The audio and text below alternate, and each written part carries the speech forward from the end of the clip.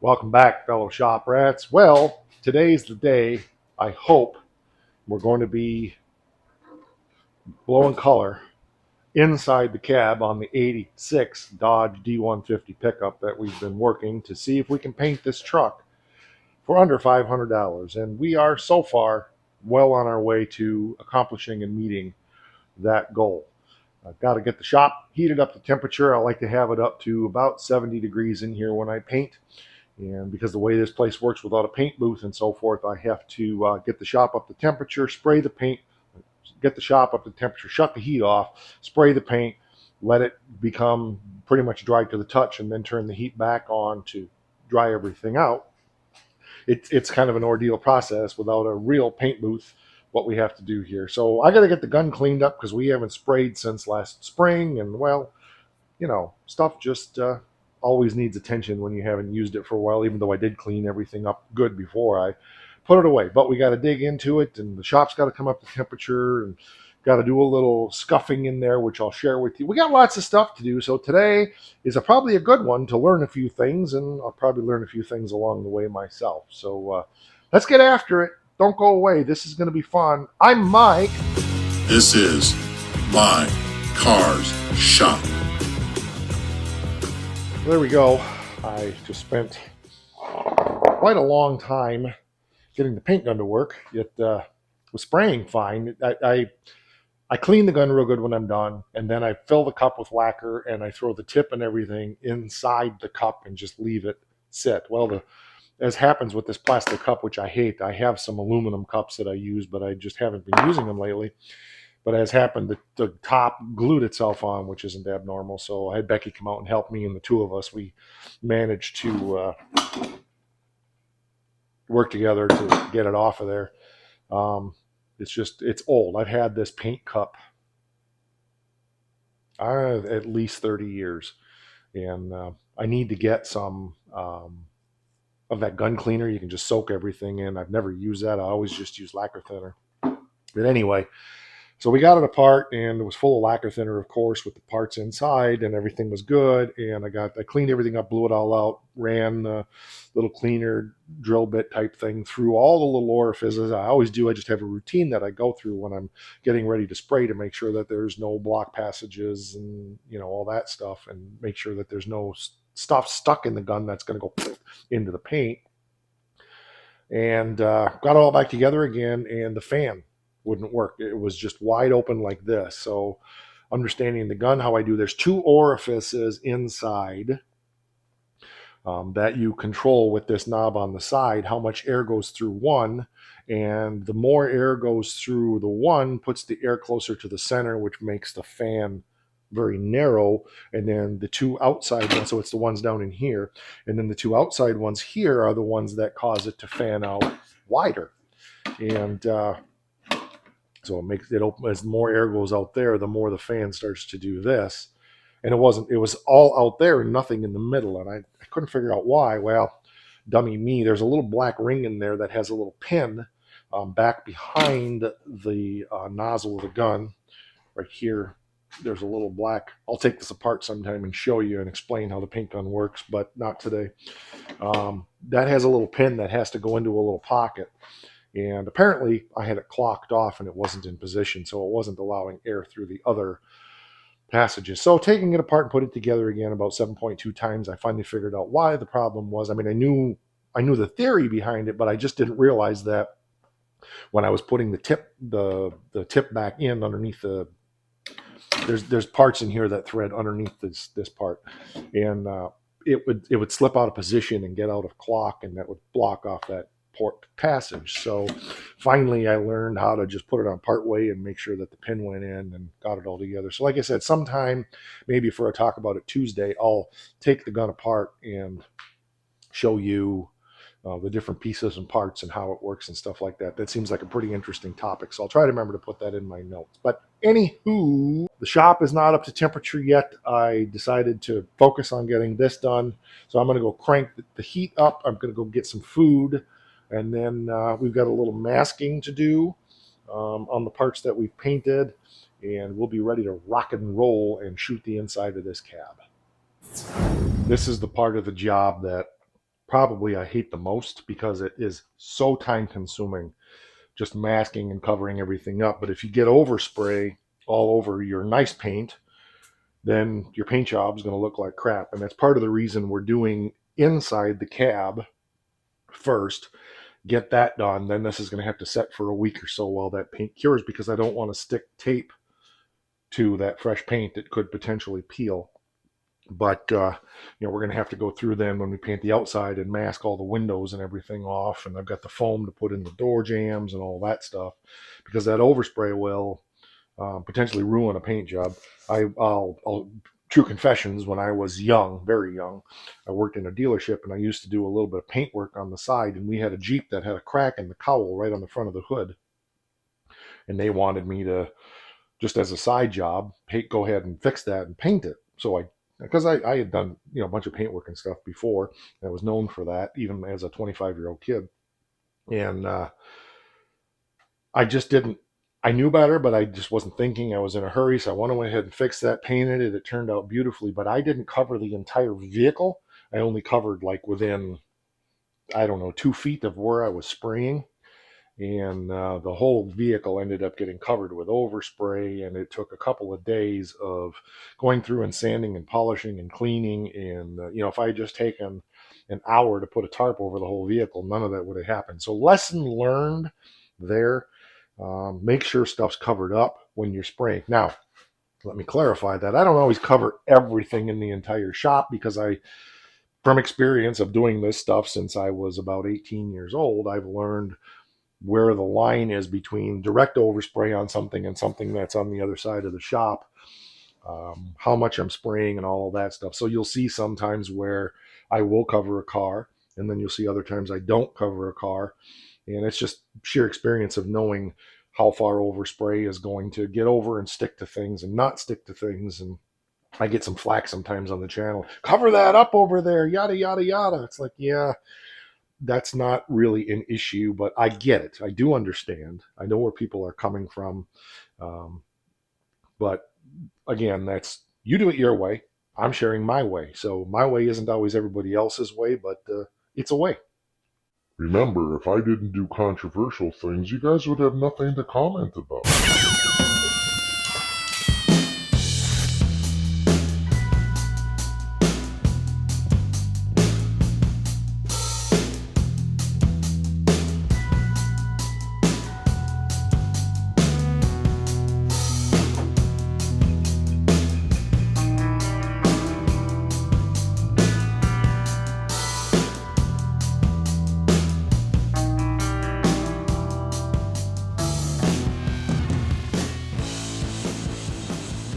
As long as the doors are open, I'm not too worried about overspray, but I'll throw a blanket or a tarp or something on over both of them just to be safe. Actually, I think I got a shower curtain in the truck that'll work, and maybe a tarp. This blanket, apparently the mice got into it, so it's not going to work for me as well as I had hoped. But anywho, a lather, rinse, and repeat on the other side. We'll go get that done. And then I think, other than doing a little scuff and a little prep sol, we should be ready to start shooting. Which reminds me, I got to find my respirator. Wonder where I put that. So I've got both sides all masked up, good enough for what we're doing. I've decided that I'm going to be entering and exiting on the other side for the painting process. I think that makes the most sense because it's just a little too crowded here. In hindsight, I could have turned this truck around for painting the inside of the cab. That would have made it a little bit easier for access, but I would have had to turn it back around again anyway to paint the cab itself. So 6.5, that's a lot of extra work for nothing really as far as I'm concerned. So we're gonna get some paint. Well, we're not mixing up paint. We're gonna put some paint in the gun. There's no mixing on this stuff. We tried, if you remember in the episodes where we painted, I think it was I don't remember, it was the door jambs or the inside of the doors. Doesn't matter. We tried reducing it 10% with water, and that really didn't work well, especially in this cold environment. So I'm gonna crank the heat back up again for a little bit while I get some paint in the gun, and then we'll go ahead and shoot a glue coat inside the cab. I don't know how. Yeah, if I put the camera here, maybe you'll be able to see what I'm doing. So it's going to be tough because it's inside of there, but I want to share everything with you as much as I can. So a glue coat is just basically, it's a wet coat, but it's a light coat. that adheres to the material. Remember, if you put it on too dry, it won't stick. So you have to be really careful with this process. You want a wet but a light coat that's going to stick good. And then when that gets sticky, then you can go ahead and put on a good heavier coat. So we're going to probably put on a glue coat and then 2 more coats on top of that. We'll see how it goes. It's been a while since I sprayed this, so I'm a little bit gun shy of just really hammering it on there because I don't want to cause runs, and then I got bigger problems. This side is all done up. I trimmed that out up there because this is the side I'm getting in and out on. Everything looks good in here. I think we're definitely ready to go ahead and shoot it and stuff, eh? So, yeah, very good. Gonna go get some paint mixed up. The temperature already is up at about 65, so we got a little bit of ways to go. I like to have it 70, then I shut the heat off. Pardon all the background noise. I know this does a lot of noise canceling, but I still think some of it's coming through. But anyway, I wanted to mention something else. I was looking for, I used to have a thing that I made out of brake line for stirring paint, and that wasn't, I don't know what I did with it, and it was getting all crusted up with paint and everything, and I thought, I need to look for something better. So I was out wandering around thrift stores and the Restore and the hardware store looking for what I wanted was a large beater out of like a mixer. I thought that'll be perfect. I could pick that up for about $3. And I looked and looked and looked, and I wasn't finding anything I liked. I was trying to find something maybe I could modify. And I was at the hardware store, and I just happened to ask the guy that owns the place. I said, "Hey, do you happen to have one of those paint mixers that goes in a drill?" He said, "Yeah, over there." And there was 3 different ones. I picked this one up for $3. Sometimes you can overthink things and make it more complicated than it needs to be. So it's an official best look 1-gallon spiral mixer, and it literally was $3. So I'm going to throw that in my drill and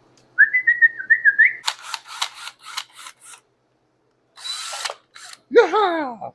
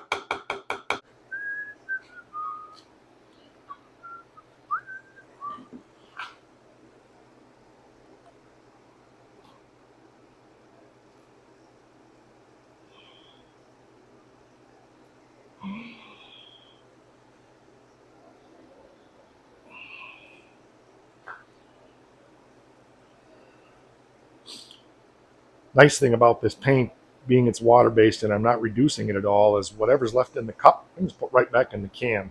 We'd only used about that much out of this gallon, so I think one good paint cup probably is going to do it. Um, Hopefully, I didn't check my vent in the top of my. Oh, we're clear. Okay, good. Don't spray very well if the vent in the top of your cup is plugged. So, all right, we've got to fill the cup up. We're about a third of the way there right now.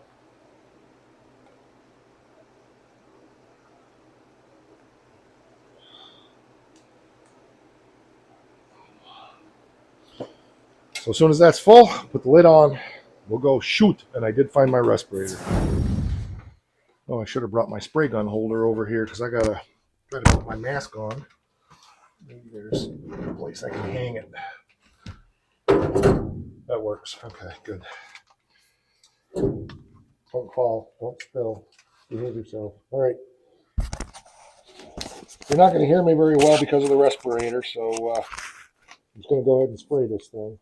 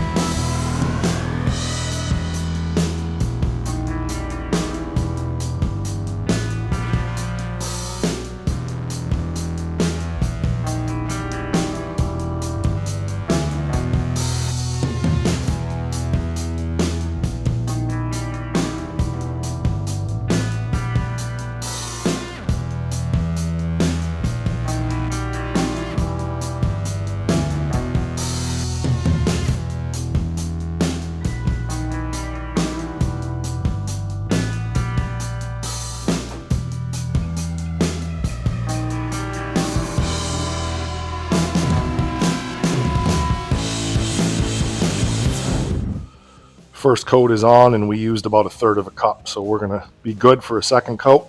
And quite frankly, it covered so well, I think 2 coats is all we're going to need in there. I was going to put a light dusting coat on, and I could tell it wasn't doing what I wanted it to do. I was concerned about sticking, so I went ahead and put it on there pretty good. I don't think it's going to run. I think it's going to be all right. So we'll see. You know, I always say I don't know how many runs per quart the factory mixed in it, but hopefully it's only like 1 every 6 or 8 quarts. And I think I had a run 2 times ago, so we should be good for a while. Hopefully we can get through this whole paint job here without finding any more of those runs in that paint. So here's what we've got. Looks good. Boy, you could almost just leave it like that. There's a few shadows in there. This is going to have to really dry well before I can hit it again. But I think it looks outstanding. Really happy with the way this is looking. So, very good. Got to shoot some pictures to send to my buddy here. We'll do that real quick, and we'll be back out in about a half an hour to hit it again. Just realized I hadn't hit in here, so I came and just did that real quick. I think most of that's covered by the seal for the windshield, but I wanted to be sure. A little overspray on this doesn't matter. Now, when we go to paint the outside of the truck, we'll be able to mask in there, and we won't have to worry about it. So that was a good catch there. And just 1 coat on that's probably more than enough. So, oh boy. All right, I need to let this clear out, get the heat back on here in about 15 minutes. We'll be back out in 30 to 45 minutes to see if it's dry enough to hit again. So I'll set a timer for 15. We'll come back out, check things, turn the heat on if it is, and good to go. I also need to go check the outdoor burner, make sure that we have a good fire going to keep that water hot for that heater there, because that's the free heat rather than using the propane, which I'm using both today.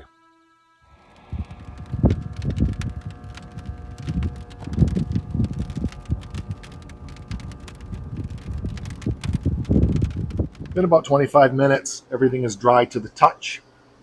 Everything looks good. There's a lot of shadowing in here that you can't see because of the light. I got to think about maybe putting a light in here, but the problem is if I put a light in here, then I'm kind of in the way of it. So I suppose I could put something here. We think about that a little bit, but I really think like I can see a shadow up there, and I know the gray primer's bleeding through back here, but it's all dry to the touch now, so I'm really happy about that. It looks really good. I had mentioned the runs. There's no runs in there, but there's one right down here. So that's good. So we got that one out of the way. So that run that was mixed into that particular part of the gallon just happened to come out of the gun right there, and that's going to be hidden anyway. So perfect place to have one. If you got to have the runs, it's best to have them in a place they're not seen.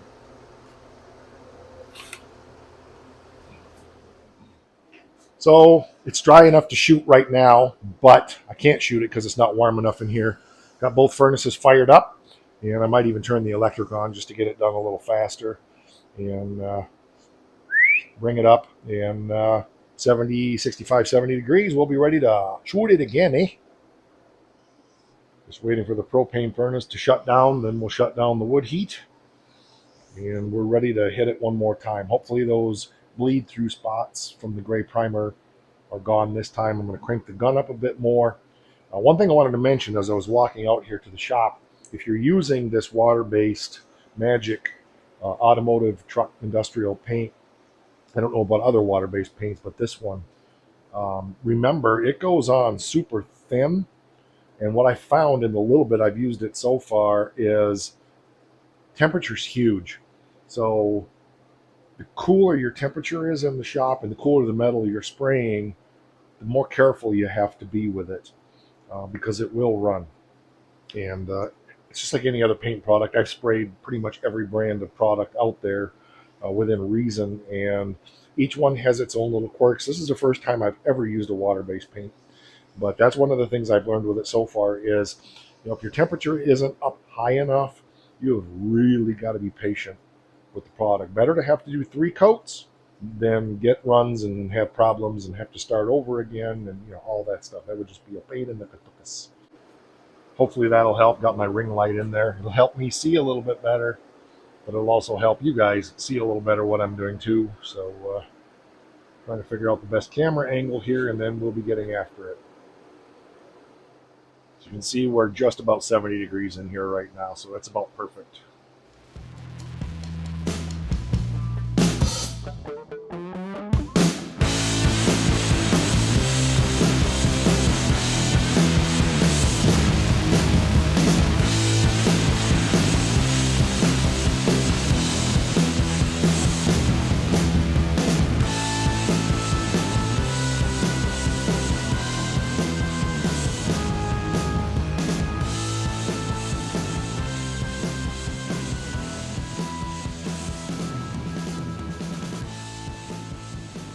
Looks outstanding.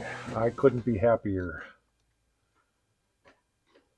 That ring light does throw some weird shadows, but it did definitely help. Don't see any runs.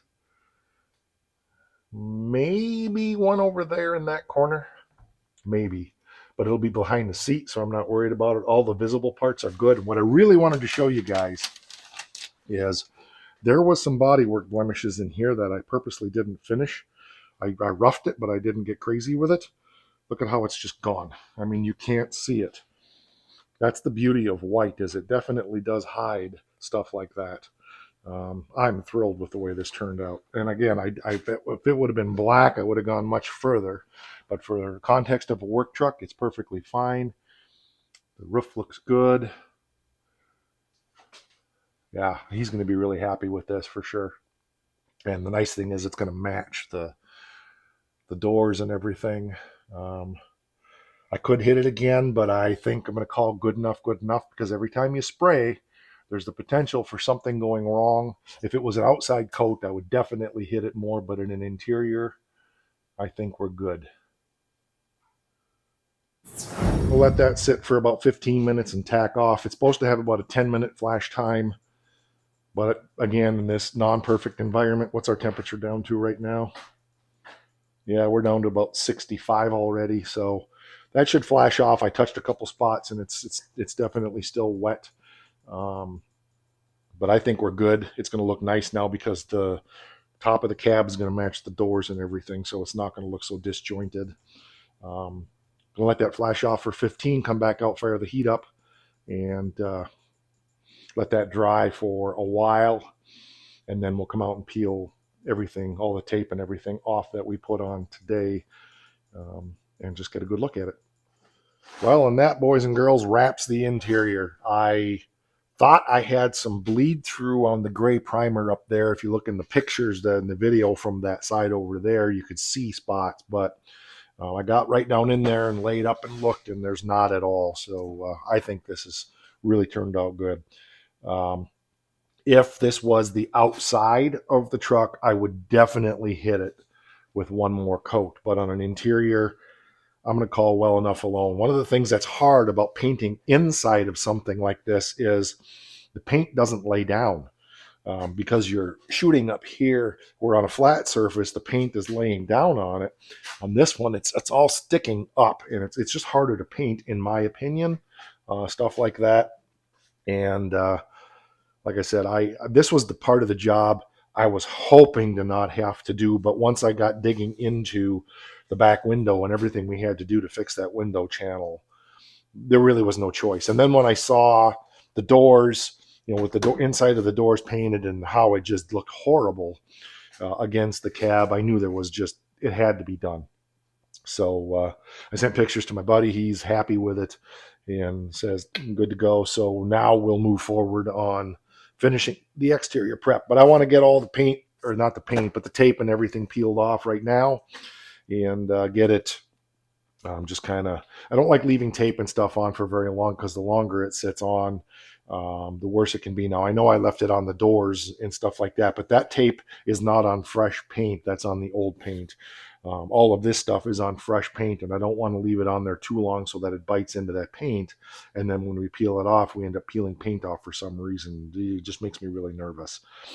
Again, experience, right? So it hasn't been on there but a couple hours. I started on this morning. It is about 5 o'clock right now. I knew it was going to be a full day. I was thinking this was probably going to be a 10 or a 12-hour day, but I actually ended up breaking this up into two episodes. You saw the one where I prepped this. That was a better part of a day. And then today, of course, painting was the better part of a day, and I'm not done yet. So I was accurate in my assessment of what it was going to take. I just didn't anticipate breaking it into two episodes. So, but I think it was the way to go on this for sure. All right, I'm going to get this all peeled off of there, and we'll see what she looks like.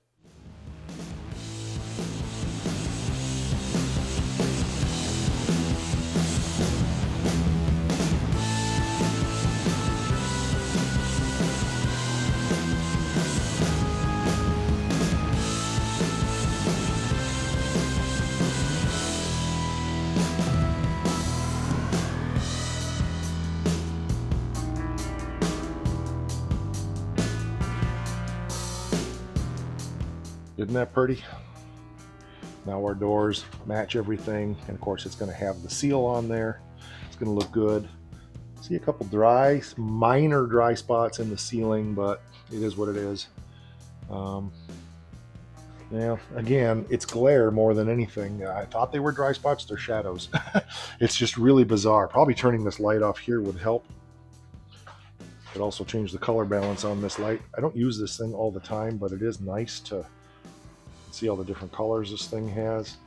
My daughter and son-in-law got this for me a couple years ago for my birthday. Yeah, that's better. Yeah, that's better. So it is just shadowing, but it looks really good. Love the way it all matches now. So we're golden, and it's not even the golden mullet.